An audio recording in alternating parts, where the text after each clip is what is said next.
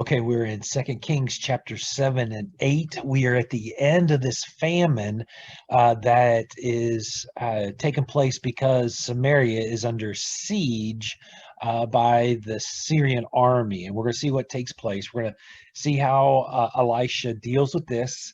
Then we're going to get a good story, and then we're back to a bad story. Just the craziness in the life of Elisha. He has so many stories. If we could tell all the stories of Elisha, it would be incredible. I mean, all the things that are taking place left and right, crazy things are happening. So let's just get into chapter 7 and let's come to the end of the siege that is taking place. But Elisha said, "Hear the word of the Lord. Thus says the Lord. Tomorrow, about this time, a seah of fine flour shall be sold for a shekel, 2 seahs of barley for a shekel at the gate of Samaria." Then the captain on whose hand the king leaned said to the man of God, "If the Lord himself should make windows in heaven, could this thing be?" But he said, "You shall see it with your own eyes, but you shall not eat of it."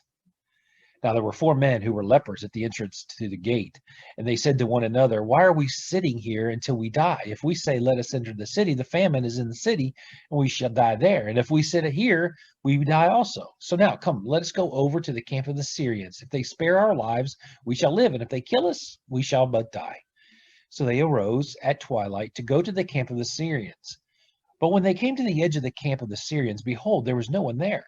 For the Lord had made the army of the Syrians hear the sound of chariots and of horses, the sound of a great army, so that they said to one another, "Behold, the king of Israel has hired against us the kings of the Hittites and the kings of Egypt to come against us."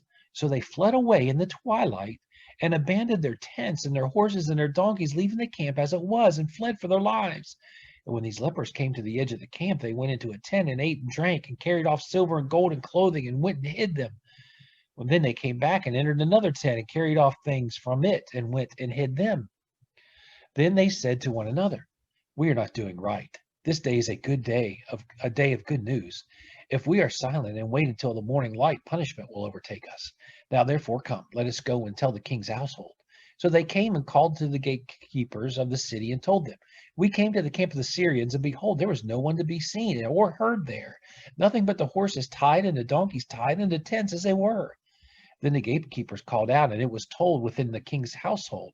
And the king rose in the night and said to his servants, "I will tell you that what the Syrians have done to us. They know that we are hungry. Therefore, they have gone out of the camp to hide themselves in the open country, thinking, when they come out of the city, we shall take them alive and get into the city." And one of his servants says, "Let some men take 5 of the remaining horses, seeing that those who are left here will fare like the whole multitude of Israel who have already perished. Let us send and see." So they took 2 horsemen, and the king sent them after the army of the Syrians, saying, "Go and see." So they went after them as far as the Jordan, and behold, all the way was littered with garments and equipment that the Syrians had thrown away in their haste. And the messengers returned and told the king. Then the people went out and plundered the camp of the Syrians. So a seah of flour was sold for a shekel, and 2 seahs of barley for a shekel, according to the word of the Lord. Now the king had appointed the captain on whose hand he leaned to have charge of the gate, and the people trampled him in the gate so that he died, as the man of God had said when the king came down to him. For when the man of God had said to the king, 2 seahs of barley shall be sold for a shekel, and a seah of fine flour for a shekel, about this time tomorrow in the gate of Samaria, the captain had said, answered the man of God, "If the Lord himself should make windows in heaven, could such a thing be?" And he had said, "You shall see it with your own eyes, but you shall not eat of it." And so it happened to him, for the people trampled him in the gate, and he died. Now Elisha had said to the woman whose son had restored to life, "Arise and depart with your household and sojourn wherever you can, for the Lord has called for a famine, and it will come upon the land for 7 years." So the woman arose and did according to the word of the man of God. She went with her household and sojourned in the land of the Philistines 7 years. And at the end of the 7 years, when the woman returned from the land of the Philistines, she went to appeal to the king for her house and her land. Now the king was talking with Gehazi, the servant of the man of God, saying, "Tell me all of the great things that Elisha has done." And while he was telling the king how Elisha had restored the dead to life, behold, the woman whose son he had restored to life appealed to the king for her house and her land. And Gehazi said, "My lord, O king, Here is the woman, and here is her son, whom Elisha's restored to life." And when the king asked the woman, she told him. So the king appointed an official for her, saying, "Restore all the things that was hers, together with all the produce of the fields, from the day that she left the land until now." Now Elisha came to Damascus. Ben-Hadad, the king of Syria, was sick. And when it was told him, "The man of God has come here," the king said to Hazael, "Take a present with you and go to meet the man of God and inquire of the Lord through him, saying, 'Shall I recover from the sickness?'" So Hazael went to meet him and took a present with him, all kinds of good things of Damascus, 40 camel loads. When he came and stood before him, he said, "Your son Ben-Hadad, king of Syria, has sent me to you, saying, 'Shall I recover from the sickness?'" And Elisha said to him, "Go say to him, 'You shall certainly recover, but the Lord has shown me that he shall certainly die.'" And he fixed his gaze and stared at him until he was embarrassed. And the man of God wept. And Hazael said, "Why does my Lord weep?" And he answered, "Because I know the evil that you will do to the people of Israel. You will set on fire their fortresses, and you will kill their young men with the sword, and dash in pieces their little ones, and rip open their pregnant women." And Hazael said, "What is your servant, who is but a dog, that he should do this great thing?" And Elisha answered, "The Lord has shown me that you are to be the king over Syria."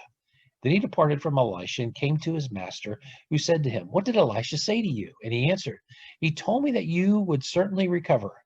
But the next day he took the bedcloth and dipped it in water and spread it over his face until he died. And Hazael became the king in his place. In the 5th year of Joram, the son of Ahab, king of Israel, when Jehoshaphat was king of Judah, Jehoram, the son of Jehoshaphat, king of Judah, began to reign. He was 32 years old when he became king, and he reigned 8 years in Jerusalem. And he walked in the way of the kings of Israel, as the house of Ahab had done. For the daughter of Ahab was his wife. And he did what was evil in the sight of the Lord. Yet the Lord was not willing to destroy Judah for the sake of David his servant, since he promised to give a lamp to him and to his sons forever. In his days, Edom revolted from the rule of Judah and set up a king of their own. Then Joram passed over to Zaire with all his chariots and rose by night, and he and his chariot commanders struck the Edomites who had surrounded him, but his army fled home. So Edom revolted from the rule of Judah to this day. Then Libnah revolted at the same time. And now the rest of the acts of Joram and all that he did, are they not written in the book of the Chronicles of the kings of Judah? So Joram slept with his fathers and was buried with his fathers in the city of David, and Ahaziah his son reigned in his place. In the 12th year of Joram, the son of Ahab, king of Israel, Ahaziah the son of Jehoram, king of Judah, began to reign. Ahaziah was 22 years old when he began to reign, and he reigned 1 year in Jerusalem. His name was Athaliah. She was the granddaughter of Omri, king of Israel. He also walked in the way of the house of Ahab and did what was evil in the sight of the Lord, as the house of Ahab had done. For he was son-in-law to the house of Ahab. He went with Joram, the son of Ahab, to make war against Hazael, king of Syria, at Ramoth Gilead, and the Syrians wounded Joram. And King Joram returned to be healed in Jezreel of the wounds that the Syrians had given him at Ramah, when he fought against Hazael, king of Syria. And Ahaziah, the son of Jehoram, king of Judah, went down to see Joram, the son of Ahab, in Jezreel, because he was sick. And so we see that these kings are still doing evil. In fact, I don't remember, they acted like all the other kings. You would think that was a good thing, but it's a bad thing. They were all bad and married into bad. Even the marriages were bad. The only other thing really is Elisha's servant. We know that Elisha sent him away with leprosy.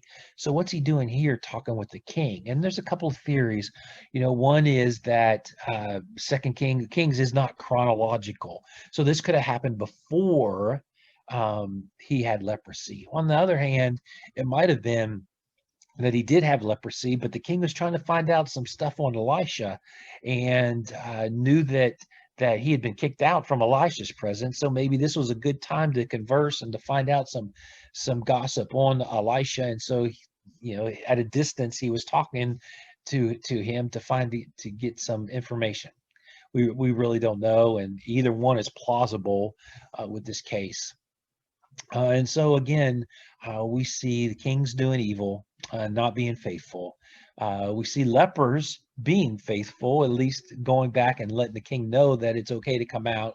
We see Elisha speaking the truth. So maybe that should be our goal today and this week and forever. Just speak the truth. Let God lead you to where you need to be. Have a great day.